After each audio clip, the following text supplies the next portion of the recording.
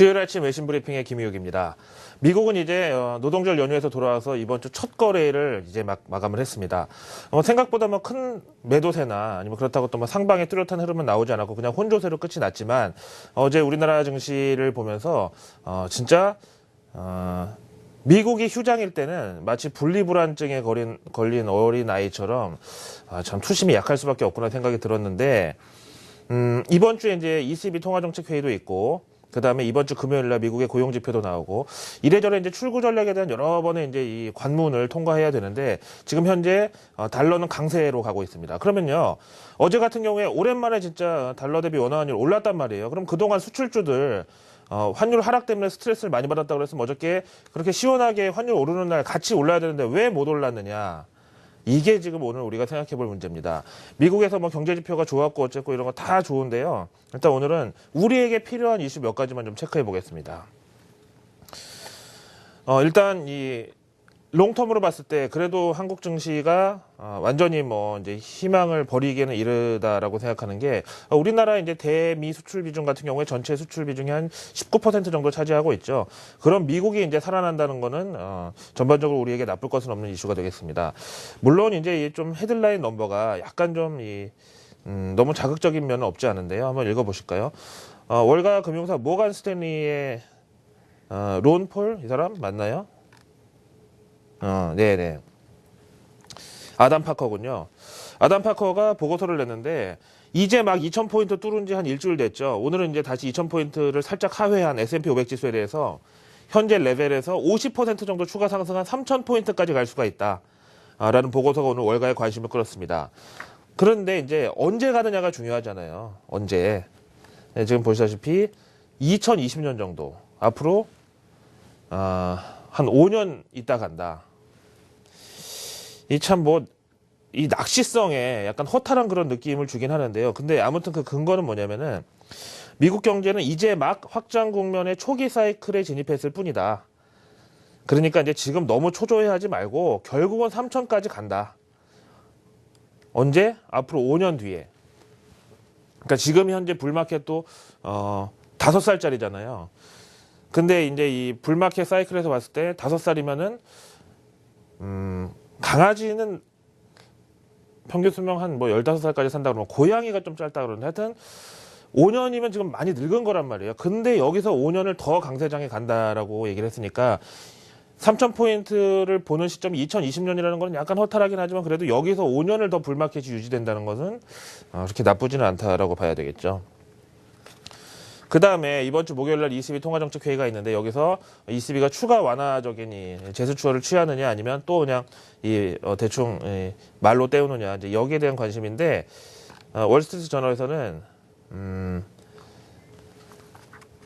기대하고 압력이 팽팽하다. 그런 거죠. 뭐 ECB 내부에서는 이번에는 양적 완화라든가 아니면 적극적인 이 통화 완화 정책을 쓰지 않는다고 했지만 시장에서 자꾸 압박을 하는 거예요.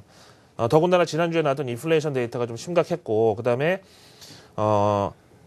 엊그저께 이제 9월 첫날 나왔던 PMI 데이터도 지금 유로존 전체가 다 꺾여버렸습니다. 이런 상황에서 지금 사진에 보시는 ECB의 마리오 드라기 총재. 본인 자체가 일단 이 월가 금융사 출신이죠. 골드만삭스의 이제 채권 디비전의 이코노미스트를 역임했는데, 누구보다 이제 이 친시장적인 뷰를 갖고 있고, 시장 대응 능력은 어떤 그 사람보다도 좀 노련하다고 알려져 있는데, 그렇죠. 지금 현재 유로존의 인플레이션, 그러니까 이제 사람으로 따지면은, 혈압이 너무 낮은 저혈압이 심해가지고, 그야말로 지금은 뭐 이 빈혈약을 먹거나 아니면 수혈을 직접 받거나 어떤 조치가 지금 필요한 상황이다. 이런 주장은 곧 ECB가 이번에 결코 빈손으로 나오지는 못할 것이다. 이런 쪽으로 컨센서스가 형성이 되고 있고요. 반대로 그렇게 무턱대고 기대하다가 실망하기 일수다. 이번에는 ECB가 한 번 더 고민할 시간을 가질 것 같다라는 이런 의견이 맞서고 있다는 거죠. 뭐 그렇죠. 보통 우리가 이제 뭐 증시에서 손바뀜이라는 용어를 쓰는데 연준이 출구 전략을 향해서 달려가더라도 ECB가 바통을 넘겨받고 혹은 ECB하고 일본 중앙은행이 바통을 동시에 같이 남부 여대 해가지고 유동성을 끌고 가준다면 문제가 없겠지만은 그렇게 연준처럼 이 시장에 속된 말로 무식하게 돈을 풀어주는 그런 중앙은행은 이 전 세계에 잘 없다는 거를 이제 우리가 염두에 둘 필요가 있겠고요. 이제 그런 차원에서 앞에서 보신 모건 스탠리의 S&P 500 지수 3,000포인트 얘기는 어떻게든 유동성은 유지가 된다. 연준은 출구 전략을 가더라도 다른 데서 이제 돈 나올 구멍이 많기 때문에 요즘 같은 이제 머니 네버 슬립스라는 영화도 이제 나왔었잖아요. 그런 것처럼 어느 나라에서 돈을 풀면 그게 이제 다 빙빙 돌아다니면서 이제 캐리 트레이드를 형성하기 때문에 연준의 빈자리는 누군가가 다 채워줄 것이다라는 이런 게 이제 뒤에 들어있다라고 보겠습니다. 자, 그러면요. 이번 주 금요일날 고용지표 나오는데 여기서 한번 또 떠들썩 할 겁니다. 잘 나오면 이제 연준 출구 전략이 앞당겨진다. 나쁘게 나오면 미증시 내지는 미국 경제의 방향성이 조금 혼잡스럽다. 이제 이렇게 나올 텐데요. 이번 주에 이제 고용지표 나오죠. 그럼 우리나라는 이제 금요일 밤에 우리나라 금요일장 다 마감하고 나오기 때문에 시장에 대응을 못 합니다. 그럼 다음 주는 이제 수요일까지 대체 휴일로 쭉 쉬잖아요. 그리고 나면 이제 목요일 날 미국 고용지표 나온 거에다가 출구 전략 가능성 더하기, 만기일 더하기 한 번 또 홍역을 치르고 나면 금요일장 넘어가고, 그리고 또 그 다음 주에 또 바로 FOMC란 말이에요. 일단 이제 쉬면서도 마음 편치 않을 텐데, 작년 같은 경우에 이제 테이퍼가 10월에 나온다고 해서 옥 테이퍼라고 했는데 그 FOMC가 들어있던 기간이 딱 추석 연휴에 있어가지고 우리가 뭐 오랜만에 좀 조상떡 좀 보겠구나 해가지고 그 변동성을 잘 피해 갔는데, 어쨌든 결과는 테이퍼가 안 나왔고 12월 달에 발표가 됐었죠. 올해는 어떻게 될런지 한번 생각해 보기로 하죠. 일단은 연준의 이 의중은 시장에서 한번 답을 얻어보는 게 좋은데, 저도 시장 참여자고 지금 TV 보시는 시청자 여러분들도 시장 참여자긴 하지만은 월가에는 이 프라이머리 딜러라는 사람들이 있어요. 이 월가 금융사들 가운데서 연준하고 직접 이제 국채나 MBS나 팁스 같은, 팁스는 저거죠, 물가 연동 채권 같은 이런 거를 직접 거래하는 이제 지정 딜러 20개사가 있단 말이에요. 이렇게 월가에서 이제 특히 이제 연준하고 거래를 많이 하는 뽑혀 있는 사람들을 이제 프라이머리 딜러라고 하는데, 이제 연준에서 이 사람들을 대상으로 실물 시장 혹은 이 세컨더리 마켓에서 느끼는 분위기는 어떤지 이제 정기적으로 서베이를 합니다. 7월 말에 이제 서베이를 돌려가지고 결과가 나온 건데요.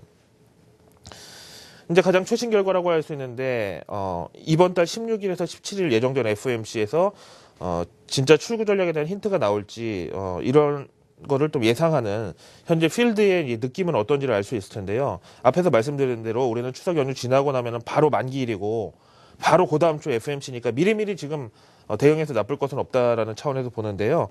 먼저 첫 번째 문항에서 요즘 이제 이 프라이머리 딜러들이 이 마켓에서 느끼는 연준 통화 정책의 강도는 어떤지에 대한 질문에서 이제 1은 약간 긴축에 가까운 쪽이고 5는 거의 추가 양적 완화의 이제 그런 느낌이라고 봤을 때 절반 이상의 비율 정도는 현재 지금 중립이다라고 봤고요.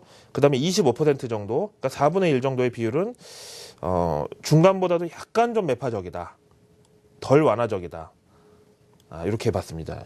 레스 어커머데이브를 좀 제가 국문과는 아니지만 어쨌든 덜 완화적 이렇게 하면 어느 정도 느낌은 좀 살 수 있는데, 약간 매파적이라고 쓰기는 또 싫더라고요. 그렇죠? 그런 느낌은 아니죠. 레스 어커머데이티브가요. 그렇죠? 그 다음에 제일 중요한 금리 인상의 시점에 대해서는 이제 뭐 지금 현재 유럽계 뭐 UBS나 이런 데서는 내년 뭐 2분기 혹은 6월도 얘기하고 있고, 골드만삭스 같은 월가 금융사들 중에서 항상 이제 콜맨들이 모여 있는 이런 데는 심지어 내후년 2분기라고 봤다가 이제 내년 하반기 4분기로 보기도 하고 뭐 이런데, 어쨌든 이 20개사 프라이머리 딜러들은요 내년 2분기다 이게 23%로 가장 많았고요. 그다음에 내년 3분기가 24%. 요게 더 많네요. 내년 3분기로 아직 내다보는 사람들이 많고요. 그다음에 내년 4분기까지 안 한다는 비율이 보시다시피 18%로 이제 3위를 차지했습니다. 그다음에 이제 조금 비율이 적은 걸 보면은 내년 1분기에 바로 할 것이다가 11%. 그다음에 내후년 1분기, 내년에도 금리 인상 안 한다가 똑같은 11% 비율로 나왔는데, 그런데요 저는 이거를 좀 주의 깊게 보는데, 올해 4분기, 그러니까 다음 달 10, 11, 12월 요 세 달 중에서 금리 인상이 바로 나온다라고 응답한 사람이 3%거든요. 우리가 물론 소수 의견이라고 이걸 무시할 수는 있는데 이게 일반 여론조사가 아니란 말이에요. 프라이머리 딜러 서베이다 보니까 이 사람들이 무슨 그냥 망상에 빠진 사람들도 아니고 실제 연준하고 월가가 거래하는 마켓에서 그야말로 필드에서 뒹구는 사람들인데 그 사람 중에 3%가 이렇게 예상했다는 것은 이 3%는 어떤 항목이나 어떤 지점에선가 연준 매파이로 냄새를 맡은 게 아닌가라는 좀 생각은 들고 있습니다. 다음으로 넘어갈까요?